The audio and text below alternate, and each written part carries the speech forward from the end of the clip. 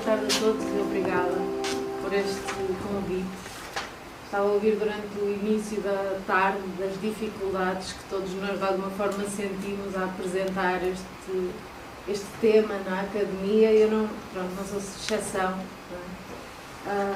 Durante os 6 anos que dediquei a este tema no doutoramento e depois os 4 anos seguintes a dar aulas no ensino superior, parece que a sensação é que, por muito bom que seja o trabalho, fica sempre assim debaixo da mesa, como se fosse algo que não fosse bem-vindo, quase como se não tivesse mérito ou credibilidade ou seriedade. E, portanto, para mim é mesmo um privilégio poder falar aqui abertamente na mesma língua com todos vocês. Então, esta apresentação vai ser assim um resumo daquilo que são talvez os 2 primeiros capítulos da tese de doutoramento, mas só para também dar aqui um contributo de uma questão que foi levantada em relação à metodologia. Eu, nesta investigação, fiz metodologia qualitativa, portanto, uma investigação numa revista feminina, que é Happy Woman, que tem um separador específico e exclusivo dedicado à sexualidade, e então analisei 36 desses suplementos em anos diferentes, que resultou em 180 e qualquer coisa artigos. Portanto, uma quantidade muito grande, relevante, para perceber quais é que eram as temáticas e para criar as categorias de investigação para depois aplicar no inquérito por questionário à população portuguesa, para saber o que é que sabem, o que é que fazem e o que é que gostariam de fazer no futuro. Portanto, depois ainda tenho então a parte da investigação quantitativa. Teve quase 800 questionários recolhidos online e em papel, portanto, e o questionário também está, assim como toda a tese, está disponível online, se fizerem a pesquisa. O questionário tinha, 40 perguntas exclusivamente desta temática, mais toda a caracterização do inquirido. Então acho que tem muita coisa para quem quiser continuar aí essa exploração e que eu terei todo o gosto sempre em partilhar.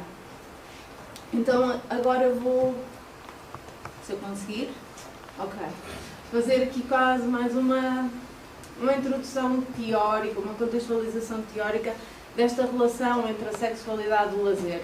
Eu sou doutorada em turismo, então a sexualidade e o lazer erótico e sexual eu vejo de uma perspectiva mais da sociedade e de como é que se usam os espaços e os tempos de lazer. Então, no primeiro momento da tese de doutoramento, eu fui ver a história, diferentes momentos históricos da nossa sociedade e de outras culturas, e uma das características é esta plasticidade com o próprio contexto económico, político, religioso, cultural da sexualidade e do erotismo. Então há esta quase... O erotismo e a sexualidade têm um aspecto mais líquido porque se vai ajustando a diferentes contextos. Compreender a sexualidade também foi muito revelador para entender o indivíduo e o contexto em que se vive em diferentes momentos, revela muito daquilo que é o ambiente e aquilo que nós entendemos, apesar das múltiplas abordagens e concepções, aquilo que nós entendemos hoje como sexualidade marcou, definiu e orientou muito daquilo que foi o comportamento e as próprias sociedades, a forma como comunicavam, como se ajustavam. Então, a sexualidade foi tomando formas diferentes ao longo da história. Não falo em evolução, mas sim em expansões e contrações daquilo que eram as possibilidades ou as formas de expressão em diferentes espaços geográficos e sempre ajustando-se a um modelo de organização social e cultural em feedback com as próprias crenças associadas. E acho que são estas as características que faz da sexualidade e do erotismo um tema tão rico e às vezes assustador, porque nós, entrando no tema, parece na história da Alice no País das Maravilhas, ela vai correr atrás do coelho e de repente entra na toca do coelho, e é esta a sensação que eu tenho quando trato deste tema. O erotismo, por sua vez, também é responsável por toda a construção de um imaginário que é simbólico e que é também complementar a toda a nossa imaginação. Então é uma fogueira que é alimentada por essa curiosidade. O erotismo é alimentado pela nossa imaginação e vice-versa. O corpo é inevitável para nós, não é? O corpo ou nós somos circunstância do nosso corpo de alguma forma, e até a percepção que nós temos do espaço e a noção, a nossa perspectiva, vai depender sempre do corpo. Estamos a viver exatamente o mesmo momento agora, mas eu tenho uma perspectiva a partir do meu corpo e cada um de vós vai ter a própria perspectiva. Então o nosso corpo acaba por ser a forma de nós nos posicionarmos em relação a algo, não é? E de percebermos o mundo à nossa volta como algo que é mais alto do que eu ou mais baixo do que eu, que nos posiciona e funciona quase como uma bússola para nos posicionarmos no mundo. Então, também a primeira forma de entrar em contacto com o conhecimento é através do corpo, através dos nossos sentidos, e só a partir daí é que nós depois elaboramos o nosso pensamento. O lazer. O tempo de lazer, segundo Tomás Diego, para mim é a definição mais objetiva. O lazer são todas as atividades às quais nós nos dedicamos de livre e espontânea vontade. E numa das comunicações da manhã, do início da tarde, estávamos a falar do que é lazer e do que é que não é lazer. Se na questão de outro tipo de práticas, quando não são consensuais. Se não é consensual, é porque não estão de livre e espontânea vontade e, portanto, no tema abordado, para mim é crime. Mas é a forma como eu vejo as coisas, dessa forma. Então, o lazer, nessa concepção, são todas as atividades a que nós nos dedicamos de livre e espontânea vontade depois de um tempo de obrigação, que normalmente é o tempo de trabalho.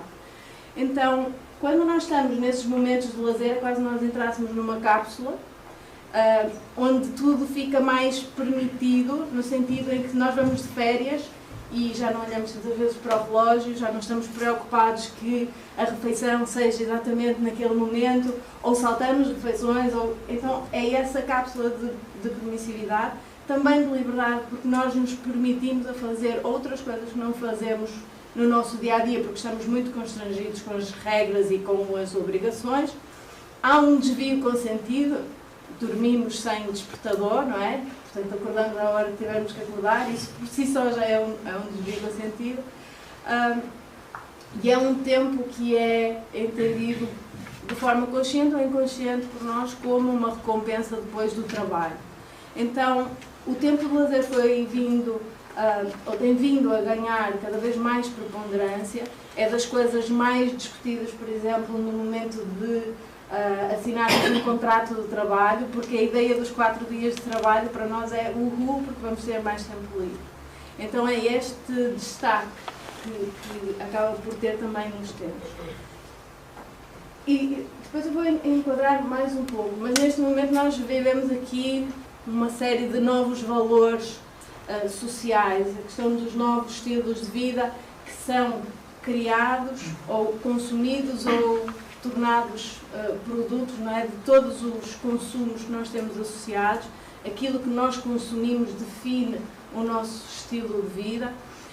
E depois também a importância que o lazer ganhou, como já referi, mas também o espetáculo, porque nós queremos ser surpreendidos, nem que seja para ir ao restaurante, queremos que arda qualquer coisa, que aconteça coisas, que de repente alguém, para controlar o tempo da comunicação, de repente sai uma flor e faz não estava à espera disto. Mas é esse o espetáculo, não é? Porque também é forma de consumo e do próprio divertimento. Okay? Nós não nos damos ao tempo de aborrecimento, apesar de ser extremamente criativo, mas não estamos habituados a isso. Então, os novos valores da sociedade acabaram por marcar e para contribuir para uma sociedade marcada pela velocidade. Nós estamos a falar aqui e estamos a ouvir no outro lado do mundo, não é? Há essa capacidade de ultrapassar quase a barreira do tempo e torna tudo muito instantâneo e muito efêmero. E isto não é só naquilo que se consome, no tipo de informação que se tem acesso, mas mesmo as relações pessoais também já são muito mais efêmeras, muito mais líquidas, não é? No sentido em que nem o nosso trabalho é para a vida toda, quanto mais, não é, as pessoas à nossa volta que se deslocam e que mudam de vida com maior frequência e facilidade. Então, este contexto veio reforçar a individualidade, em que o indivíduo se preocupa muito consigo mesmo, não é? E ao mesmo tempo cria esta desordem ou esta desfragmentação de uma ideia que vem do iluminismo de que isto seria incrível depois, ou com a ajuda da Revolução Industrial, em que nós iríamos trabalhar menos e que ia ser uma coisa que nos iria facilitar muito os processos. Na realidade, ou no metaverso, nós estamos a viver a imprevisibilidade, não é? Inclusive nos mercados ou em tudo aquilo que acontece na sociedade, porque de repente fecham-nos a porta e temos que ficar em confinamento e ninguém estava a contar, ou com um simulacro associado a todas as tecnologias e o risco acaba por estar sempre presente, seja aquele que se procura ou aquele que se apresenta sem ser anunciado. Eu gosto muito da Gayle Rubin, não sei porque esta frase persegue-me no tempo, e em 84 ela escreveu que é precisamente em tempos como estes, na altura de crise, de instabilidade, em que tudo poderia acontecer, que quando vivemos a possibilidade de uma destruição impensável, que as pessoas estão perigosamente predispostas a serem loucas no que se refere à sua sexualidade. E não é preciso ir muito longe, ainda agora na altura do confinamento, enquanto estava toda a gente dentro de casa, ouviu-se assim umas notícias de grandes festas em castelos e não sei o quê, e acho que aquilo deve ter sido uma animação.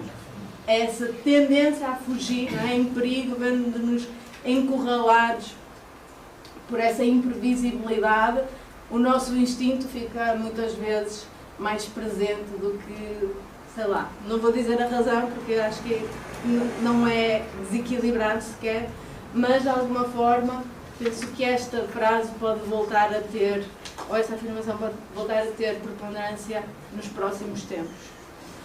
Fazendo uma visita muito rápida, mas mesmo muito rápida e não querendo deixar nada, ou melhor, sabendo que são só pequenos tópicos desta viagem pela história, daquilo que eu investiguei, esta figura de Vênus do Wildorf deve ser a das mais antigas representações da sexualidade ou do corpo, portanto, que data da pré-história e era uma das primeiras referências. Também há várias pinturas.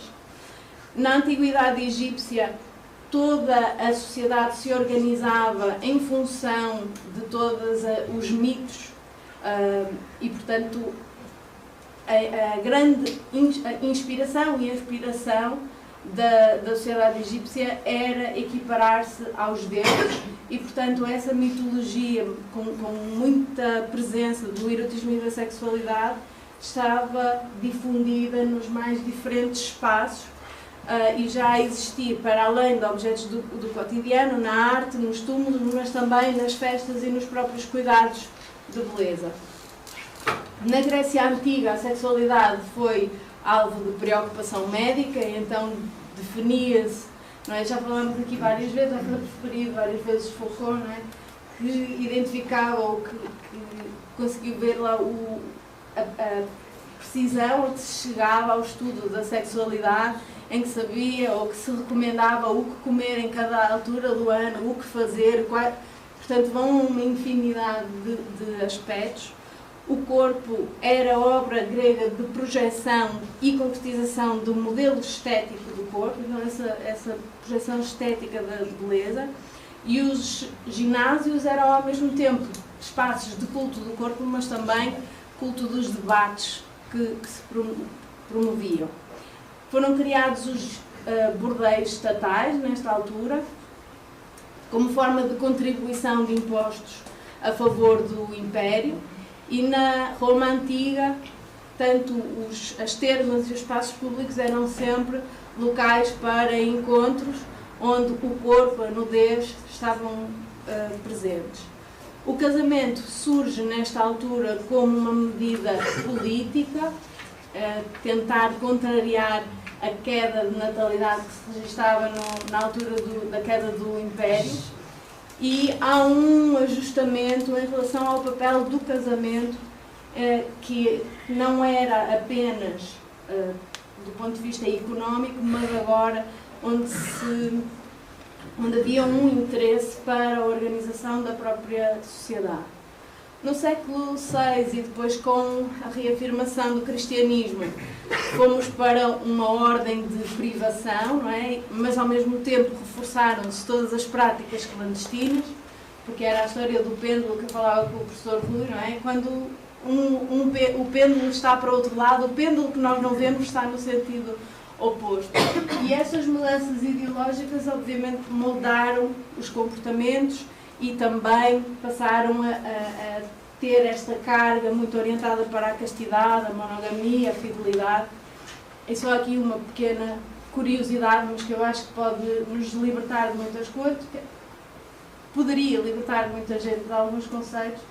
A palavra Virgem, da Virgem Maria, penso que pode ter sido um erro de tradução, porque tem uma dupla associação, é Jovem Maria. A mesma palavra poderia ser traduzida para jovem ou para virgem. E imaginem o que é que seria recontar toda a história, como se fosse, e um dia a Jovem Maria. Ok. Então, depois no século XVIII, a sexualidade passa a ter uma preocupação mais... Não, a sexualidade não se preocupa, obviamente, mas a sociedade passou a olhar para ela como uma preocupação mais racional e científica, iniciando-se então a distinção dicotómica entre homens e mulheres, a questão do terceiro género e todas as questões de perseguição e de estigmatização associados. O período vitoriano também, apesar de aparentemente ser... de tentar conter todas as práticas, torna tudo muito mais exacerbado, e há literatura muito interessante, porque às vezes chega a ser irónico e cómico a forma como conseguiam dar a volta a esta situação. No período colonial, que é um período em que se afirma o poder pela força, não é? O poder da raça pela força e pela violência, ao mesmo tempo também valorizou o exótico e todo aquele imaginário dos territórios conquistados. Okay? No século XIX e no século XX acaba por se dar espaço a um estilo de vida mais hedonista, à questão da vida moderna. Então é o espaço para a cultura hippie, yuppie e underground, e portanto que se orientava mais pelo ideal do amor livre, e o sexo era uma forma de expressão dessa liberdade. A globalização depois começa a fazer-nos questionar, ou fazer a sociedade questionar-se sobre todos os ideais e todas as promessas que de alguma forma foram semeadas na nossa sociedade, e começam a dar-se então as alterações ao nível da consciência de grupo e essa individuação que eu vos referi há pouco. Então a hipermodernidade, a sociedade hipermoderna, pós-moderna, não é? Pós-revolução industrial, é a sociedade líquida em que tudo se torna mais fluido, arbitrário e imprevisível, e os espaços de lazer acabam por ganhar espaço neste contexto, porque também são espaços de realidades mais temporárias e dão espaço, ou é um espaço para a simulação. Então o lazer começa a ser associado a tempos de prazer, no sentido em que nós temos momentos de lazer para buscar o prazer. O prazer das praias, o prazer da gastronomia, é sempre o prazer que nos orienta na escolha de um destino de turismo. Então o lazer acaba por ser a premissa orientadora para tudo aquilo que se acaba por fazer. O corpo, também já se falou aqui do corpo como consumo, não é? O corpo como objeto de consumo e consumidor ao mesmo tempo, porque nós consumimos, mas também somos consumistas ou consumidos pelas ideias também da própria sociedade, e o consumo tornou-se esse veículo para a autossatisfação e, portanto, o consumo orientado pelo prazer também se reforça. As práticas são plurais, há uma constante procura por coisas novas, experiências novas, exceto tudo aquilo que esteja relacionado com a tecnologia. Nós podemos pensar que somos muito inovadores e que somos muito à frente e que somos muito modernos, mas na realidade, excetuando a tecnologia, a internet, a realidade virtual, as apps e etc., não criámos nada de novo, ok? Está uma série de referências aí na história que nos mostram a nossa natureza humana desde a pré-história, pelo menos. E acho que é isso. Obrigada. A obra de Egas Muniz, A Vida Sexual, teve larga disseminação em Portugal desde a sua primeira edição. Ela foi considerada uma obra de teor amoral e, em certos momentos, até imoral. Esta obra de grande fogo trata-se, na sua origem, de uma tese de doutoramento de 1901 e daquilo que hoje chamaríamos uma lição para um concurso de Lente em 1902. E este livro acabou por se naturalizar na cultura portuguesa. Ele chegou a ter 19 edições e os 2 tomos compilados deram origem a estas 19 edições até 1933. Em 1933, o governo português proibiu novas tiragens, estamos já na época do Estado Novo, e restringiu o seu acesso à venda nas farmácias. Isto é maravilhoso, não é? Nas farmácias, obrigando ainda que os utentes das bibliotecas públicas justificassem a sua procura. Portanto, alguém que fosse a uma biblioteca pedir este livro tinha que justificar porque é que queria pegar no livro. Na verdade, o seu caráter gráfico, sobretudo na secção Patologia, que é a segunda secção, faz com que esta obra seja censurada em 33. Egas Muniz, então, nesta obra defende, como já disse, uma tese eugenista, considera que os homens são seres sexuais, enquanto que as mulheres são mães por natureza, e, para além disso, há raças superiores e inferiores. Neste contexto, o lazer encontra-se completamente excluído da atividade sexual, a qual é vista essencialmente como uma atividade reprodutiva, sobretudo no que respeita à mulher. Nesta intervenção, então, eu vou tentar fazer uma ilustração e uma reflexão crítica sobre alguns dos preconceitos, estereótipos e representações que encontrei aqui nesta obra, que surgem a coberto da suposta neutralidade do discurso científico que se arroga a uma verdade universal na condenação de qualquer forma de sexualidade que esteja conectada com qualquer forma de lazer. Para Egas Muniz, quando lazer e sexualidade se cruzam, estamos definitivamente em face de formas diversas de perversão, aquilo que ele chama perversão, ou aquilo que ele chama parassexualidade, que também é um conceito interessante, com origem num desvio moral, e naquilo que ele chama também, que é um conceito fantástico, aberração genésica, não é? Uma aberração genésica. Entre as quais, dentro dessas aberrações genéticas, ele destaca a erotomania, o exibicionismo, o onanismo, o fetichismo, que ele chama feiticismo, e a bestialidade. Mas não fica por aqui o imaginário de Egas Muniz. Destacamos uma passagem da vida de Egas Muniz que evidencia não apenas a sua convicção acerca da menopausa, este homem tem ideias sobre tudo, é uma coisa fantástica, como momento de tendência patológica, mas também a sua autoridade médica no contexto português em relação à psiquiatria e às questões de género. Muniz foi médico convidado em 1918 para diagnosticar uma paciente portuguesa da alta burguesia lisboeta, Maria Adelaide Coelho da Cunha, que se apaixonou pelo chofer 20 anos mais novo que ela, com quem fugiu. O marido encontrou-a e conseguiu interná-la no Hospital de Conde Ferreira, na cidade do Porto, não é? Ele e outros 2 médicos de prestígio da psiquiatria portuguesa, o Júlio de Matos, que de resto dá nome ao hospital, não é? E o Sobral Cid, outro grande psiquiatra que dá nome a outro hospital, Portanto, os três produziram um relatório sobre o estado clínico da paciente que serviu de base ao seu internamento. O seu diagnóstico, loucura lúcida, é este o diagnóstico, salientava as alterações relacionadas com a menopausa que teriam provocado recrudescimento sexual e que a teriam impulsionado a tal comportamento. No caso de Maria Adelaide, os peritos encontraram em seu histórico pessoal e hereditário diversos elementos considerados mórbidos que apontariam para a sua predisposição patológica. A menopausa teria então desencadeado toda a quebra de inibições apresentada pela paciente. Diante desse quadro, ela foi considerada alienada mental, segundo preceitos médicos e masculinos da época.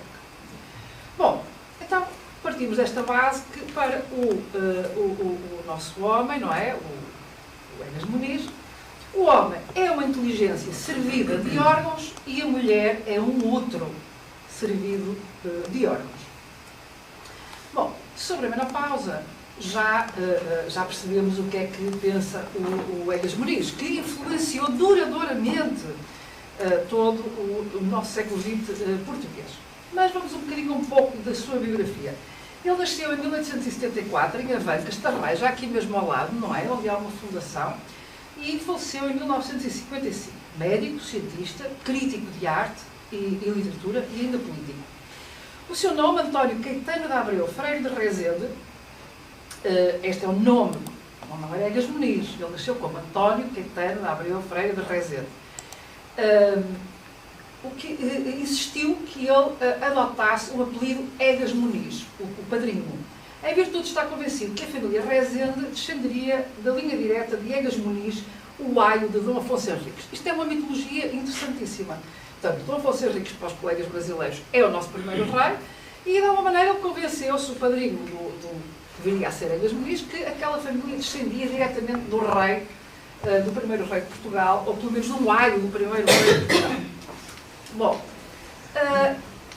curiosamente, este Egas Muniz acaba por casar com uma senhora da qual não vem a ter filhos. E é muito engraçado que todo este livro é sobre a absoluta necessidade da sexualidade ter como fim a reprodução. E, portanto, é muito interessante ele, coitado, não ter tido filhos. Então, claro que ele não fala, não conheço nenhum texto em que reflita sobre esse acontecimento, mas a verdade é esta. Nos anos de 1910 foi Ministro dos Negócios Estrangeiros, Ministro Plenipotenciário de Portugal e Madrid, líder da delegação portuguesa na Conferência de Paz de Versalhes e fundou, em 1917, o Partido Centrista. Bom, havia aqui há aqui um facto que talvez os colegas brasileiros não conheçam, mas os portugueses conhecem de certeza. Ele é o único prémio Nobel da Medicina português, não é? Foi a única, tirando agora o Saramago, recentemente, mas para nós isto foi uma espécie de lança em África, não é? Nunca tínhamos tido aqui nenhum prémio Nobel. E, portanto, já depois de escrever este livro, portanto, é evidente que este livro recebe uma espécie de luz, de alguma forma, de legitimidade científica, porque afinal foi escrito por um prémio Nobel, não é? Um reconhecimento internacional. É claro que este livro acaba também por chegar ao Brasil, no mesmo ano em que a leucotomia, exatamente por esta técnica cirúrgica que o Egas Muniz obteve o seu prémio Nobel. Eu já vou explicar o que é a leucotomia. Neste ano em que a leucotomia chega ao Brasil, chega também este livro ao Brasil. Isto em 1936. Então, a leucotomia é uma intervenção neurocirúrgica feita nos lobos frontais que tem como finalidade a modificação do comportamento ou eliminação de sintomas psicopatológicos. Portanto, quando alguém se comporta como aquela senhora na menopausa, não é? Há sempre uma solução, não é? Que seria a leucotomia, a intervenção neurocirúrgica que tem como finalidade a modificação do comportamento e a eliminação de sintomas psicopatológicos. É evidente que hoje isto foi muito criticado, de resto houve mesmo movimentos de familiares de pessoas que foram objeto desta intervenção cirúrgica que procuraram retirar o Prémio Nobel ao Egas Muniz. Portanto, isto, e um pouco em torno desta discussão, tira-se o Prémio Nobel, não se tira o Prémio Nobel, aquilo foi uma coisa do tempo, era o possível, fez-se o melhor possível, foi uma técnica inovadora. Este livro, de facto, ficou bastante escondido da nossa visibilidade como atualmente, mas ele foi um livro que marcou toda a nossa concepção de sexualidade como sexualidade produtiva, com tendência, objetivamente para a reprodução sexual e completamente distanciada do lazer. Bom, eu vou aqui apenas, isto é um tratado, não é? Isto está várias teses, isto é uma coisa. Eu encontrei este livro em Lisboa, este agosto, quando passei por uma feira de um livro de alfarrabistas e estava lá. Eu nunca tinha, quer dizer, conhecia as referências ao livro, mas nunca tinha mexido no livro. E, de facto, isto é assim, a gente abre o livro e ele é tão gráfico nas descrições, portanto, o Egas Muniz vai descrevendo todas as patologias possíveis e imaginárias, não é? Tão gráfico que, de facto, se torna um livro pornográfico e entende-se perfeitamente porque é que o Estado Novo e o Salazar acabaram por metê-lo nas farmácias e fechá-lo à chave nas bibliotecas. Bom, eu só queria dar aqui um exemplo sobre como é que é tratado o desejo feminino. Bom, primeiro, o desejo feminino é histeria ou anestesia sexual. Portanto, o desejo da mulher, quando surge, trata-se de histeria, porque ela não tem digamos que ela não tem desejo sexual, ela tem um desejo maternal. Mas também pode, quando não há desejo nenhum, também é um problema, também está patologizado. Portanto, estamos em face da anestesia sexual. De qualquer maneira, o desejo da mulher é sempre visto como uma forma de perversão. E, em particular, eu vou apenas falar aqui de dois casos particulares, ou de um caso particular, com dois exemplos para verem o género de livro que é este, não é? Vou falar do onanismo feminino. O onanismo é aquilo que nós hoje chamamos de masturbação, não é? A masturbação é tratada como uma perversão. Porquê? Porque ela é lazer, pura e simplesmente. Ela não dá origem a outro ser, ela não permite a reprodução, tem a ver com o desejo autónomo, não é? E autonomamente resolvido. E, portanto, ele faz toda uma reflexão sobre a masturbação, mas para a masturbação masculina são 2 parágrafos, para a masturbação feminina são 7 páginas. Aliás, o livro é todo assim, não é? Portanto, a sexualidade masculina não lhe desperta grande curiosidade, mas a feminina, enfim, é sempre o grande desconhecido, não é? E objeto de um imaginário absolutamente fabuloso. Bom, então, este onanismo, segundo o Egas Muniz, requer atenção médica. Como tratamento considerado terapêutica sugestiva, hipnose normalmente, ao lado da higiene sexual, a de melhor efeito. Havia, contudo, outro remédio que funcionaria para algumas mulheres, sendo para elas o único calmante de todos os desejos sexuais, dizia o Egas Muniz, que era o casamento. Portanto, como é que se trata isto? É com o casamento. Casar rapidamente as moças com tendências mórbidas, como aquilo que ele designava a melancolia das virgens e o histerismo, estava entre as soluções médicas mais interessantes para este autor. Bom, mas como hoje estamos aqui a falar de lazer e sexualidade, lazer, trabalho e sexualidade, eu vou-vos dar apenas aqui um cheirinho do que ele diz sobre a relação entre lazer e sexualidade. Conta o seguinte caso. Um dia que visitava um ateliê de costureiras, descobriu no meio do ruído uniforme umas 30 máquinas de costura que uma funcionava com mais velocidade do que as outras.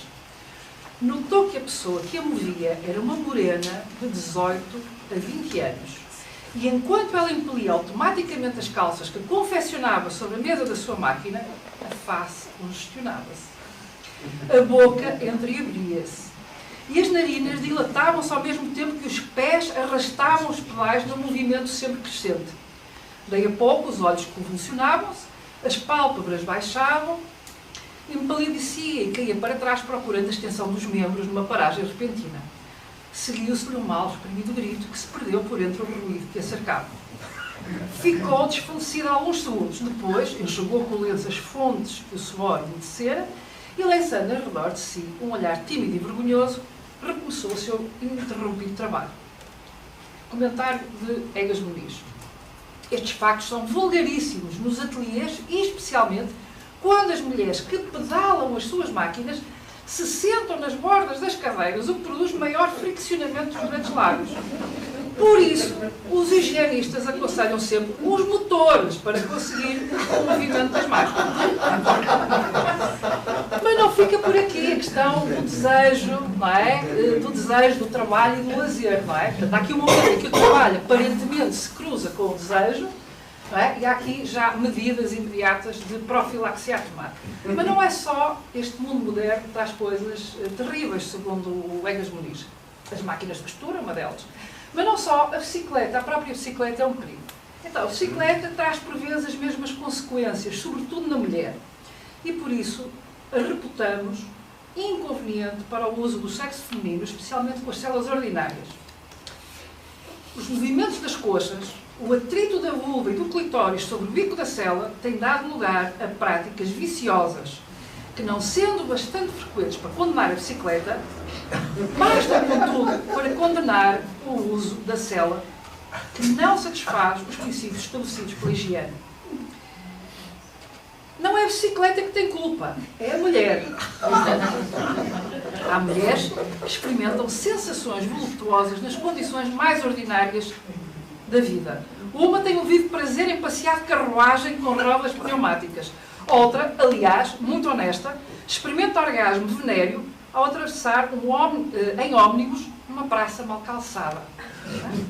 Bom, por outro lado, não se trata apenas das máquinas. Hein? Atenção, que a cultura das belas artes é especialmente para o sexo feminino, um atrativo particular para a masturbação. Bom, finalmente, sobre a questão do trabalho então, e do lazer, vou ler as últimas duas tiradas aqui do Egas Muniz. Então, como é que se cura este desejo desenfreado, sobretudo das mulheres? Mas temos aqui um remédio para a masturbação masculina e feminina. Para a masculina. Conta Christian que um rapaz de 17 anos consultaram um médico pedindo remédio para os desejos sexuais que o atormentavam. E o médico respondeu-lhe: se eu fosse teu pai, far-te-ia rachar lenha durante 2 horas por dia. Comentário do Egas Muniz, que dizia uma grande verdade: é no exercício do corpo e no trabalho que reside a higiene preservadora da infância. Para as mulheres, as raparigas são naturalmente mais fáceis de preservar no onanismo. Perigosíssimas, não é? Podem continuar a masturbar-se sem ninguém dar conta. Mais fáceis de preservar do que os rapazes. Mas é necessário que a educação venha em seu auxílio. Se a vigilância fosse exercida com cuidado, deveríamos certamente diminuir o número hoje tão considerável das mulheres atingidas de neuroses em todos os graus e sob todas as formas. Muito obrigada pela vossa atenção. Eu vou deixar isso de lado e vou improvisar um pouco em torno do tema que me trouxe aqui ao aceitar este desafio. E não vou falar de investigação nem de pesquisa empírica, mas sim um pouco de uma espécie de investigação paralela que as pessoas em ciências sociais fazem constantemente. Nós temos protocolos de pesquisa e depois temos a nossa vida, mas na nossa vida não deixamos ou não conseguimos deixar de prestar atenção pesquisadora às coisas. E ao fim de um tempo começamos a organizar as ideias daquilo que observamos. E eu gostava de organizar aqui algumas ideias que têm a ver com o facto de a maior parte das minhas amizades serem mulheres, talvez por eu ser um homem gay, não sei. Mulheres lésbicas, bi, hetero, não importa. A maioria é hetero e a maioria um pouco ou substancialmente mais novas do que eu. São acasos da vida, não interessa. Mas tenho um lote de amigas muito próximas e íntimas que são mulheres hetero e um pouco mais novas do que eu. E que pertencem justamente a uma geração e a um tempo histórico em que interiorizaram desde muito cedo, a sua identidade foi construída dessa maneira, agiram em conformidade com os ideais modernos pós-libertação feminina, muito marcadas por um pensamento feminista genérico, o que significa que foi interiorizado, isto é, não é algo que estejam sistematicamente a pensar, mas que interiorizaram bastante, com bastante autonomia sexual, com bastante autonomia de decisão e escolha nas suas relações amorosas, conjugais e por aí fora, e que, portanto, poderíamos considerar, de facto, representantes daquilo que seria as grandes transformações de género a que alguns autores se referem em relação ao pós-Segunda Guerra Mundial, sobretudo no mundo ocidental. Portanto, elas têm essa característica.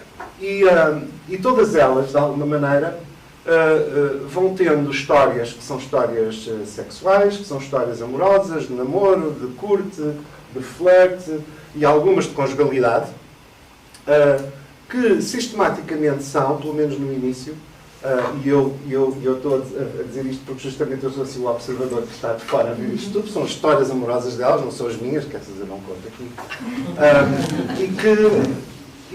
e que se relacionam justamente com homens que, no princípio, isto é muito importante, do encontro, e o princípio pode ser o primeiro minuto do Tinder, não é? Mas pode ser também a primeira semana, ou os primeiros 15 dias, ou o primeiro mês de uma relação que leva a uma espécie de conjugalidade, mesmo que temporária, são também aquilo que nós poderíamos definir de forma perfeitamente corriqueira como homens que encaixaram esses valores. Isto é, que não são contrários a esses valores de um feminismo genérico interiorizado e que não dizem absolutamente nada contra a autonomia sexual feminina. Pronto.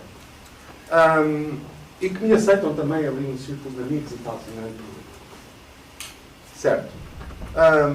No entanto, o que é que acontece? O que acontece é que, sistematicamente, ao longo dos últimos 30 anos, pelo menos, ou 40, que eu os acompanho, as histórias repetem-se sistematicamente com o mesmo padrão, a não ser casos absolutamente excepcionais e que são, de facto, aqueles que depois têm a mais importância, digamos, positiva para a vida destas pessoas.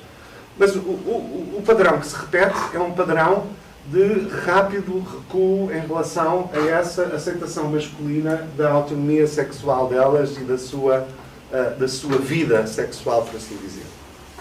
Que se podia até resumir em vinhetas, digamos, em ilustrações, que não são caricaturais, porque infelizmente são verdadeiras, mas que têm a ver muitas vezes com o seguinte: a própria, vamos usar palavras simples, a própria liberdade sexual que as minhas amigas apresentam no momento em que conhecem estes indivíduos e que fazem com que rapidamente a história avance, ou que até possa ser mesmo um encontro sexual primeiro e depois então logo se o que é que acontece em termos relacionais, etc. Isso atrai-os imenso, leva-os a ficar com elas e depois torna-se um verdadeiro problema para eles. Não é? Pronto. Já sabem, eu acho que as pessoas reconhecem estas histórias. E a queixa delas é imediatamente tudo aquilo que fez com que ele se atraísse por mim é aquilo que 2 dias ou apenas umas horas depois começa a ser uma fonte de enorme angústia para ele. Né? E que começa com as perguntas sobre então, mas neste caso, com quantos é que tiveste?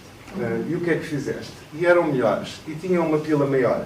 E tinham não sei o quê? E eram tão bons como eu? Ou não eram? E depois aquilo torna-se em angústia. E a angústia torna-se em violência. Em violência.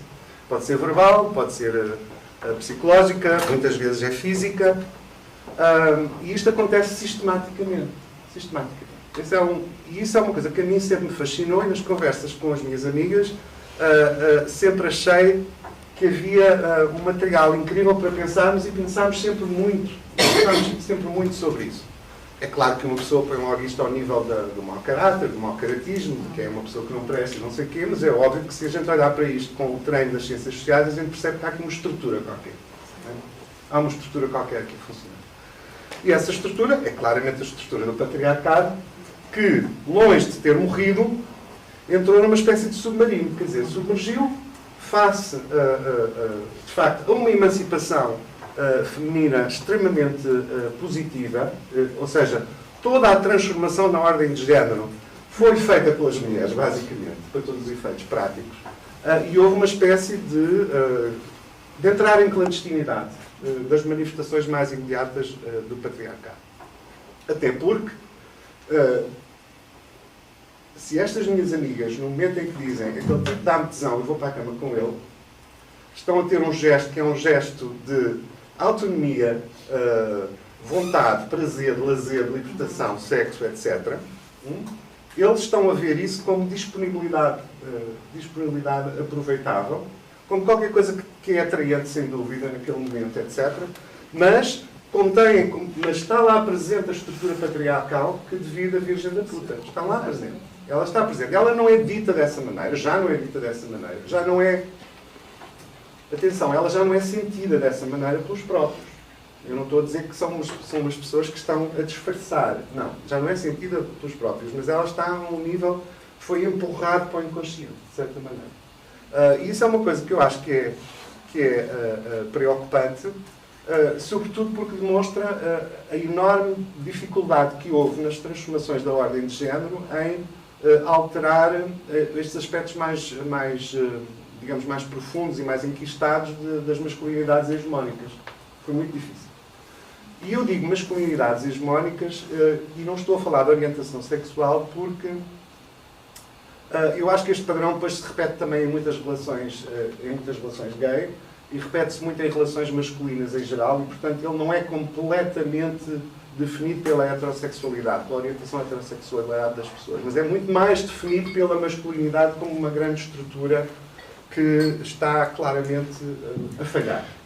Está claramente a falhar. Quer dizer, que não teve uma renovação no sentido de se adaptar a essa transformação da ordem de género que foi claramente liderada pelas mulheres. No entanto, há aqui uma coisa curiosa que é, se nós pegarmos nestes episódios em que estas mulheres encontram estes homens, seja nos mais diferentes tipos de relações, one night stands, ou mesmo um namoro, ou seja o que for, e em que depois se revela que há qualquer coisa de uma aparente igualdade do encontro do sexo pelo prazer, ou da atração sexual mútua, afetiva, romântica, etc., não importa. E que há uma transformação muito rápida disso da parte dos homens, porque essas estruturas da masculinidade profunda vêm ao de cima e puxam-nos para a negatividade, se usemos estas expressões, certo?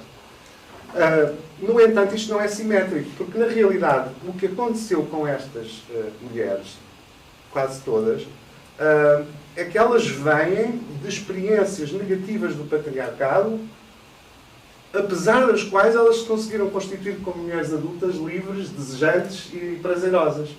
E quais são essas? São as histórias que eu, aos poucos e ao longo de muitos anos e com muita hesitação e só com muita intimidade é que começaram a ser contadas e que vão desde as práticas constantes de assédio sexual na rua, no trabalho, no desporto, na escola, na família, até à violação.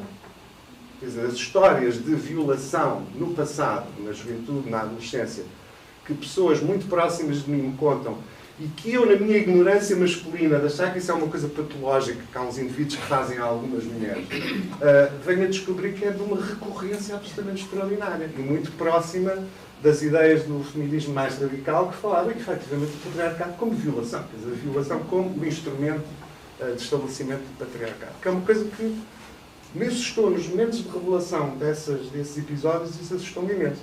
E, no entanto, o que a gente vê é que a experiência formativa com pessoas sexuais, que um conjunto alargado destas pessoas do meu entorno tiveram, é extraordinário, porque ele foi ao mesmo tempo, com todo o sofrimento e o sufoco que vem das estruturas patriarcais, assédio sexual, as bocas na rua, as violações, os apalpanços, as limitações todas, as próprias introjeções dessas violências e dessas limitações, sobre a forma de como é que se anda na rua, como é que se usa o corpo, como é que se veste, a que horas é que se sai, onde é que se vai, onde é que não se vai, etc. Passaram por isso tudo, não é? Mesmo assim constituíram-se como seres autónomos, porque acederam a uma coisa que já existia, mas que era exclusivo dos homens, que era o sexo como lazer. Portanto, houve um momento em que o sexo como lazer era uma exclusividade masculina patriarcal, a que elas acederam através da reivindicação da igualdade, que foi aceite, mas que não foi aceite num contrato de igualdade. Percebem o que eu quero dizer? Ele foi aceito como, ok, tem que ser, e já agora aproveita-se. Isto para simplificar, ok? O que depois cria estas situações de absoluto equívoco absoluto equívoco relacional. Que eu admito que são os equívocos relacionais de qualquer relação entre duas pessoas que se apaixonam, ou que se desejam, ou que vão para a cama, ou que seja o que for. Não é? Acredito que seja que todas as duas pessoas há elementos que são parecidos, sem dúvida. O ciúme é muito parecido para toda a gente e por aí fora. Agora, as formas como depois o tempo, a intensidade e as formas como depois as histórias que elas me contam descambam rapidamente é que são particularmente fascinantes para mim. Porque elas passam por mecanismos de controle e de ciúme e de punição que são muito parecidos, embora obviamente são parecidos do ponto de vista simbólico, às vezes não é só simbólico, mas são simbolicamente muito parecidos com aqueles que têm a ver com a violência patriarcal do início das suas vidas, não é? Que são o stalking, o ficar à porta do prédio, o chegar a casa, o entrar na casa com false pretenses, tocar à porta e dizer ao filho, ou à filha, ou à mãe que por acaso vive com a minha amiga que esqueceram uma coisa lá que é muito importante e não sei o quê, e apenas para poder entrar e existir alguma violência verbal ou física. A vigilância eletrónica, não é? E formas patéticas, diria eu, de autocomiseração. Gritar na rua, chorar compulsivamente, coisas assim. Bom, e isso é... Eu acho que isto denota, por um lado, uma capacidade adaptativa e de superação impressionante nestas mulheres, que apesar de tudo o que elas querem é prosseguir a sua busca, quer do prazer como uma coisa que não é culpabilizadora, quer de poderem ter boas relações afetivas e românticas com alguém, eventualmente, não é? Mas isto denota, sobretudo para mim, e como homem, obviamente, sobretudo, de facto, um estado de crise de sofrimento nas masculinidades em relação ao qual a gente tem que fazer alguma coisa. A gente tem que fazer alguma coisa. Em termos educacionais, em termos pedagógicos, em termos de educação sexual, em termos de educação afetiva, seja o que for, há qualquer coisa que está a ser claramente mal feita com os rapazes, por assim dizer. E depois estas histórias repetem-se a vários níveis, e várias orientações sexuais e por aí fora, e elas são muito mais próprias, em alguns dos seus aspectos, às características do patriarcado e da masculinidade do que propriamente próprias às características das relações humanas com as relações humanas, em geral. Embora há aspectos que são comuns, porque obviamente somos humanos, mas há uns que são particularmente exercícios de patriarcado. E, portanto, um dos elementos fulcrais nisto tudo, nas histórias, nas crises que estas pessoas têm, naquilo que é cobrado a estas mulheres, nas razões que depois levam às formas violentas de ciúme e por aí fora, ou mesmo de chantagem e de pressão e de toda a espécie de destruições de reputação, de caráter, etc., etc., tem ali um ponto central, que é a percepção de que deve haver uma assimetria no sexo como lazer. Para usarmos o tema aqui não da sexualidade, mas do sexo, especificamente, como lazer. Que essa prerrogativa era uma prerrogativa historicamente masculina, que a sua passagem para as mulheres constitui um perigo, por assim dizer, que é simultaneamente uma fonte de atração e uma fonte de repulsa. E uma coisa ser atração e repulsa ao mesmo tempo gera, evidentemente, um conflito interno que depois se revela nestas formas de comportamento violento, simbolicamente violento, fisicamente violento e autoviolento também em grande medida. Eu trouxe esta história aqui, vou terminar já, trouxe esta história completamente pessoal, completamente não científica, completamente não baseada em pesquisa, para simplificar uma coisa muito maior que eu tinha preparado, mas achei que podia ser interessante para terminarmos isto, falar daquilo que eu acho que é ainda central e que acho que anda a ser esquecido, que é a estruturação das relações de género, a ordem de género com que nós vivemos, não é? com a divisão binária masculino-feminino e com a sua, o seu core nas relações heterossexuais, entre mulheres heterossexuais e homens heterossexuais, é onde, bom, para já, é o que abrange a maioria das pessoas, mas é onde grande parte do trabalho precisa de ser feito. E nós andamos a esquecer um bocadinho disto porque, e como homem gay falo, porque obviamente temos toda a obrigação de direito e a obrigação de lutarmos pela igualdade, pela emancipação, pela nossa visibilidade, pela nossa existência como seres humanos, pelo nosso reconhecimento, obviamente, mas não podemos nunca esquecer que tudo isso, todas as questões que nós falamos em termos de género, sexualidade, orientação sexual, identidade de género, etc., vêm historicamente do problema da ordem de género masculino, feminino, patriarcal. Né? E essa continua a existir como o grande motor da sociedade e às vezes parece que nos espantamos e, portanto, contra mim falo, e, portanto, no fundo isto é uma narrativa de ingenuidade, contra mim falo porque, de repente, apercebo na minha própria vida, à minha volta, de que esse motor da desigualdade e do desencontro da ordem de género e da assimetria entre o masculino e o feminino continua a funcionar a todo o vapor, não é? Ele está, obviamente, em mudança, com essa grande mudança de que as mulheres foram as protagonistas. As mudanças foram sociais e por outras razões muito mais alargadas, mas as mulheres acabaram por ser as protagonistas dessa mudança e, portanto, estamos numa situação típica de crise em que aquele a quem foi dado o privilégio de poder vê esse poder a ser retirado, mas não o está a substituir por uma nova, por uma nova aceitação da igualdade. Né? E, portanto, transforma isso num conflito de deslegitimação de si próprio. E pronto, era isto que eu queria dizer, a partir desse exemplo muito picuinhas, muito concreto, que é o sexo como lazer, como prazer, não é? Como prazer e como lazer. Que era prerrogativa masculina, deixou de o ser, mas assim que ele é exercido pelas mulheres, causa uma crise na ordem de género.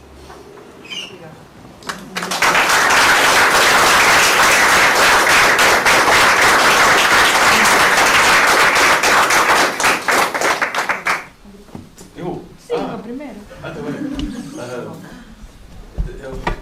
Obrigado pelas apresentações. Eu pergunto, talvez um desafio ao Miguel em relação à questão das masculinidades. Estar possivelmente ou excepcionalmente ou especialmente em crise de momento, não será que crise é fundamental para as masculinidades sempre no sentido da obrigação de suster o patriarcado? E a questão de masculinidade estar em crise, porque fala-se da masculinidade em crise desde que se escreve sobre masculinidade. E será essa a situação? Eu tenho uma situação muito semelhante de colegas doutorados das humanidades, heterossexuais, em que os casais têm ambos doutoramento, todos muito woke, muito iluminados, justiça social, eles são abertamente feministas, mas quando chegou na altura de fazer carreira e devido ao mercado de trabalho académico, foram elas que abandonaram a carreira académica, moveram-se para onde quer que eles trabalham, para ele ser académico e ela ser mãe em casa. E isso também sempre me fascinou, essa situação. Então a questão para mim é, será que as batalhas o discurso do feminismo que foi assimilado e outras causas sociais que foram assimiladas a nível mainstream, não será que esse liberalismo, essa forma liberal de fazer feminismo e de fazer política sexual e política de género, que afinal não estará a atuar ao problema que é o problema da estrutura e não o problema de comportamento do indivíduo? Para falar qualquer coisa aí que está em falta. E Depois, a pergunta para o professor Miguel, no fundo ele acabou por dizer isso no final, não é? Porque era isso que eu ia perguntar, se achava que nós conseguimos ser, de facto, emancipadas, sem haver uma grande desconstrução do que é a masculinidade e o que é que nós somos, para que é que nós servimos, no fundo, que foi construído, não é? E do género binário, e da família, e do amor romântico, e de uma série de questões que têm que ser desconstruídas antes de nós conseguirmos, de facto, ser realmente emancipados. Eu gostava de pegar numa linha, a partir do que a Helena disse, relacionada com a intervenção do Miguel. Não será que, de facto, esta situação histórica e milenar da opressão das mulheres é precisamente por causa das mulheres serem seres muito poderosos e então precisavam de ser cativas. Uma vez que isso realmente se modifica, este poder torna-se até mais intimidante, mais ameaçador.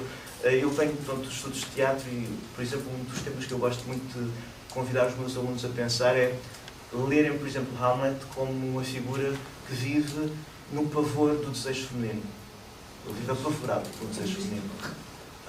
E é uma linha que normalmente é surpreendente para os alunos, porque estudam outras coisas e pensam é um complexo de Édipo, aplicado. Não, Hamlet tem um pavor do desejo feminino, o desejo da mãe, o desejo da Ofélia. Não é? Ele não consegue lidar com isso. E este paradigma pode ajudar-nos muito, penso eu, nestes contributos. O Miguel estava a falar e eu lembrava-me num ensaio que eu acho, já o li há muitos anos, portanto agora se fosse reler, como é evidente, a gente ia descobrir muitas coisas, da Lu Andréa Salomé. É o ensaio que aquela coletânea que temos em português na Relógio d'Água, Eros. E pronto, é uma mulher, autora, escreveu no princípio do século XX, e ela faz uma análise interessantíssima, que ao mesmo tempo é até divertida, não é? Mas remete-nos para essa situação da competição frenética, da ansiedade da competição dos homens perante as mulheres. A competição, neste caso, da intimidade. Ela faz precisamente esta análise, com o risco dos essencialismos biológicos, nós hoje poderemos pensar em relação a este assunto. Não é? Mas não deixa de ser notório, porque a gente está a analisar coisas, os estereótipos que a gente diz, mas isto ainda não era para ser assim, mas continua a ser assim, não é? E a gente não consegue alterar esses estereótipos, não é? Que são simplesmente a multiplicidade daquelas entidades frenéticas dos espermatozoides para a tentarem conquistar aquela célula mais ou menos parada, pacífica, bem descendo, não é? Mas são muitos a tentarem lá chegar, não é? E a Lu Andréa Salomé analisa o comportamento dos homens e das mulheres a partir precisamente desta questão específica biológica. Pronto. Contudo, naturalmente, o risco do essencialismo biológico. Mas é muito interessante por causa desta situação. Porquê é que esses estereótipos não são ultrapassados? Será que continuamos a ser vítimas daquilo que a Maria Manuel, estudiosa do Eduardo Lourenço, ele dizia-nos em relação, por exemplo, à democracia, que era o mais artificial dos regimes, porque era aquilo que contrariava precisamente a questão das pulsões da natureza, não é? E se calhar aqui estamos de novo perante uma coisa numa outra ordem, que é como é que se contraria aquilo que é pré-determinado por questões que vêm da natureza. Rapidamente, se calhar, ir juntando as coisas, bom, eu é óbvio que se eu estivesse a ler um texto, eu nunca escreveria sequer crise da masculinidade para não confundir com um discurso que surge de alguns movimentos masculinistas que põem as coisas nesses termos, que é as coisas já foram normais e boas e agora estão todas estragadas. Não é? A questão para mim não é essa. Eu acho que é crise sempre. É crise sempre porque é uma estrutura de poder e privilégio. E, portanto, é sempre periclitante. Não é? E acho que, sabe, vou soar um bocadinho radical, a gente precisa acabar com o género. Precisa acabar com o género. Embora eu ache que o acabar com o género é uma coisa que nós não podemos criar nada socialmente que esteja fora das nossas condições de possibilidade. Quer dizer, não podemos criar a partir da imaginação. É porque eu não sou nada utópico e nunca gostei de utopia.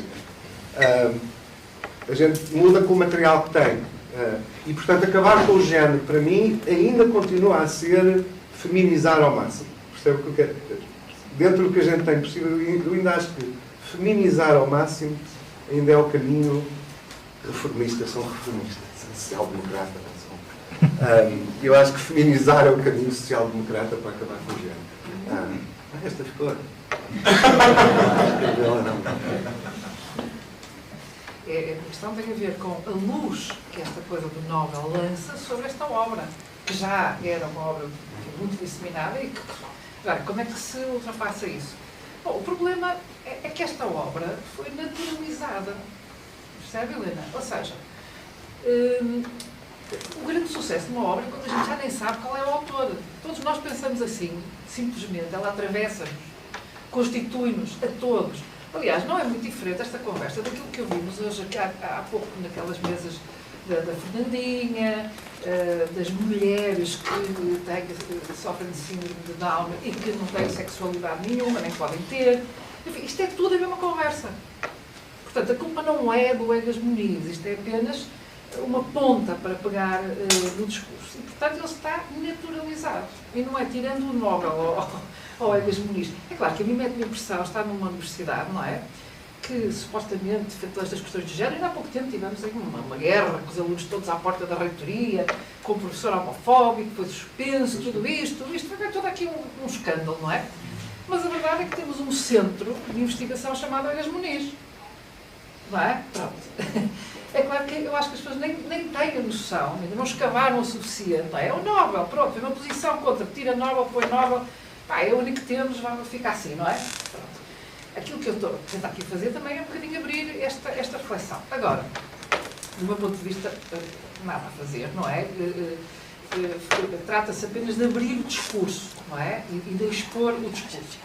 Quanto ao Eduardo Lourenço e à democracia e às pulsões da natureza, sabe que a gente aqui nos estudos culturais achamos que é tudo cultural, percebe? Mas, dentro das condições de possibilidade física, ou seja, na verdade estas coisas atravessam-nos mais do que podemos imaginar. E eu tenho de dizer uma coisa ao Miguel, que é, eu senti-me absolutamente descrita, Miguel.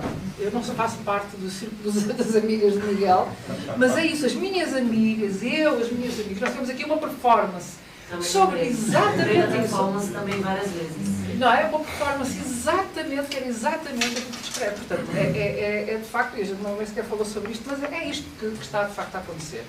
Eu senti-me super descrita. Mas eu acrescentaria um pormenor, que é... há em cada mulher também um pequeno macho difícil de matar.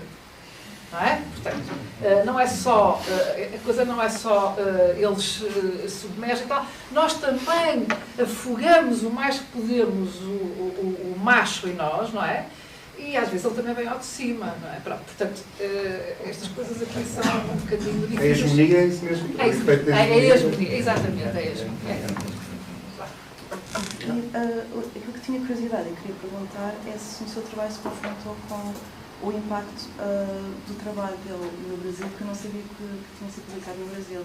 E sabendo que em Espanha os vetores de tradução e importação da ciência médica, da patologia, da disfunção sexual são outros, tinha interesse em saber se o Egas Muniz, chegando ao Brasil, como é que quais são as influências, qual é o impacto, como é que estes trânsitos se fazem. Fez que eu fui há muitos anos atrás, eu estava no Rio de Janeiro, e eu fui a uma exposição de arte, que era de um eu não sei se tinha a ver com a Alice da Silveira ou não, mas era uma exposição de arte de pacientes psiquiátricos.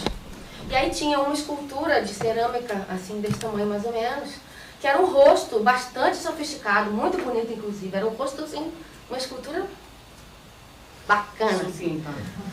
E aí, essa mesma pessoa sofreu lobotomia, eu não estava chorando só de falar isso.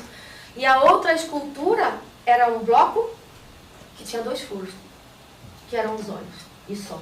E aquilo para mim foi muito impactante, é a única obra que eu lembro da exposição toda. E a outra coisa que eu queria compartilhar essa memória, vou ficar só comigo. E a outra coisa que me chamou muita atenção é que esse senhor usa muito a palavra higiene, né?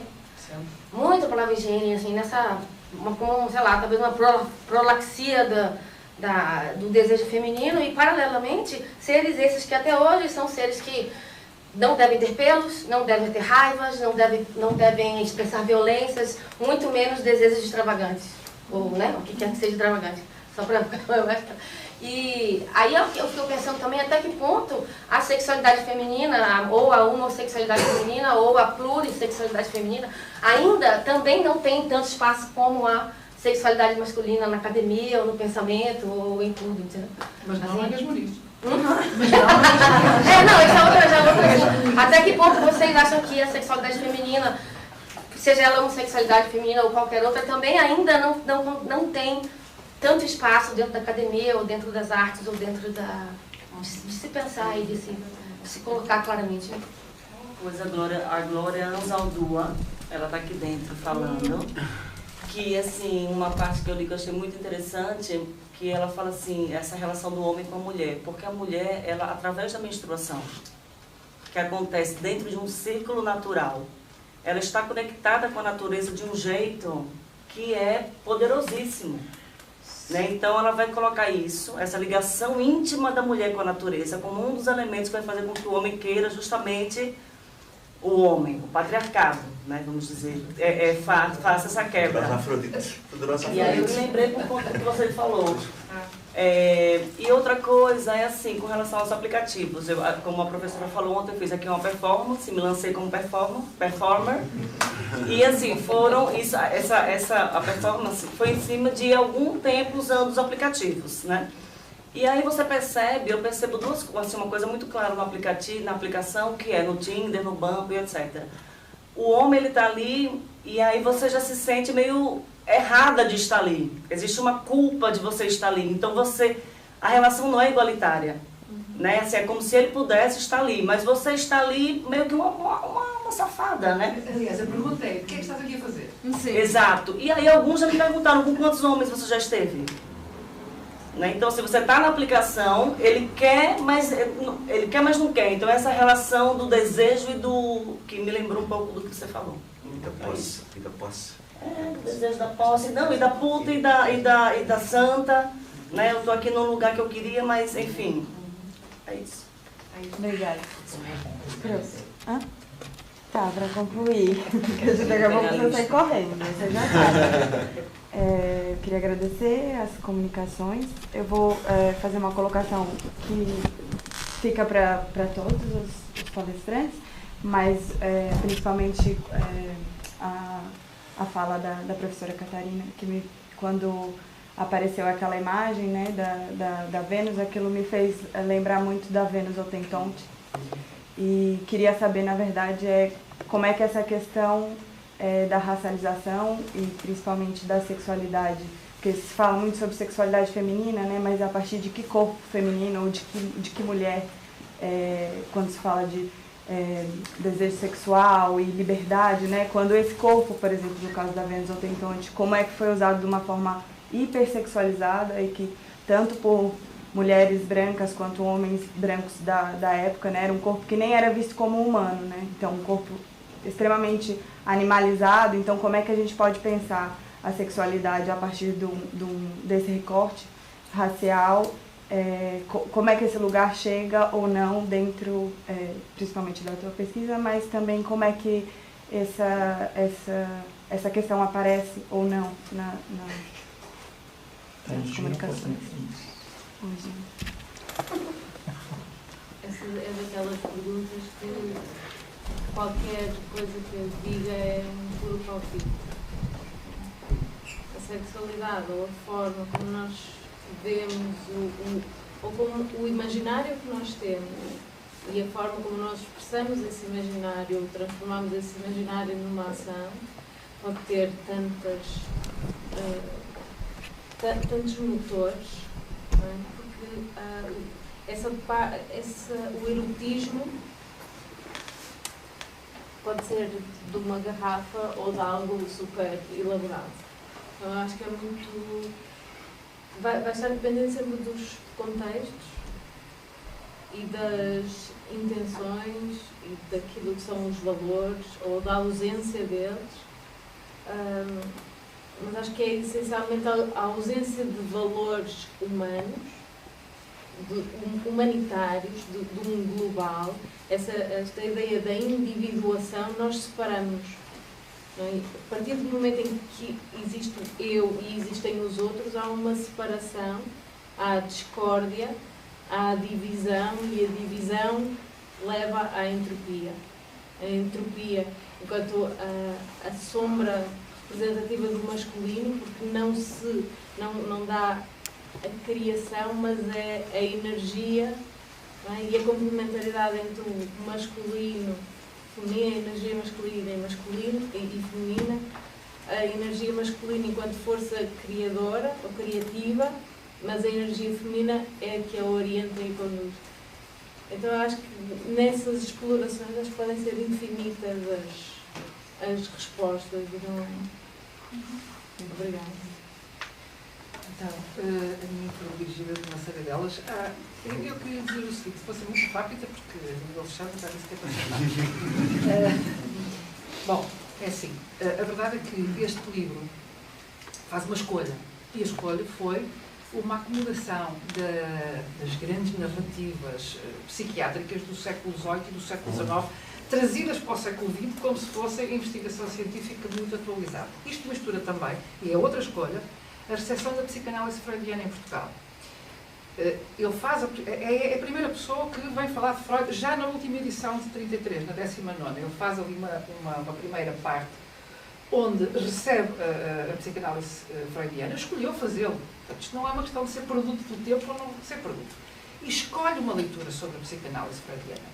E a leitura é exatamente como dizia o professor Miguel, de uma não aceitação, digamos que, da questão do ambiente que Freud fala, não é? Que pode criar todas as patologias e tal, os complexos e tudo aquilo, mas de uma divisão sexual afiadíssima.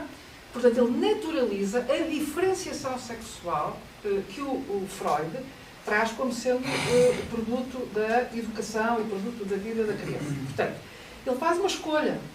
Isto não é, é produto do seu tempo, só podia dizer aquilo. Não, podia ter dito outra coisa. Outras pessoas estavam a dizer outras coisas naquele tempo. Nós tivemos aqui em Portugal, de facto, e também não está longe do que é a cultura portuguesa. Isto poderíamos ir muito longe. Portanto, ele faz uma acomodação da literatura neurológica e psiquiátrica do século XVIII, do século XIX, trá-la para o século XX, põe a psicanálise em cima, faz uma leitura extremamente conservadora da psicanálise, e isto é o que ele escolheu. Agora, sobre o impacto do trabalho no Brasil. Há teses de doutoramento sobre isso, se quiserem depois mando. Há teses de doutoramento. Sobre a higiene, sim, a higiene é uma coisa aqui. Aliás, ele estava sempre preocupadíssimo com as lavagens, porque os cloridos dão de certeza para a masturbação. Assim fazer, viu ele aqui, não é? Portanto, tudo muito lavado, tudo muito lavado, tudo muito lavado. Se não se conseguir, no limite, a hipnose. Não é? Para manter a pessoa mais calma. A menstruação, o fluxo, não sei o quê. Vamos pensar nessas categorias todas nestes dias. Se assim fosse, o que é que fazemos com a menopausa? Ainda há bocado, não é? Eu li aquela coisa, menopausa, não há menstruação, quer dizer, deixa de haver aquela posição, e não sei. São narrativas poéticas, interessantes, mas se calhar vale a pena ter algum sentimento crítico. Isto, do meu ponto, é a minha leitura. Tá? Não sei se respondi a todas as questões rapidamente. Estamos todos com fome para ir jantar. Muito obrigada por terem vindo e por terem estado aqui até esta hora. Obrigada por estarem. Thaís?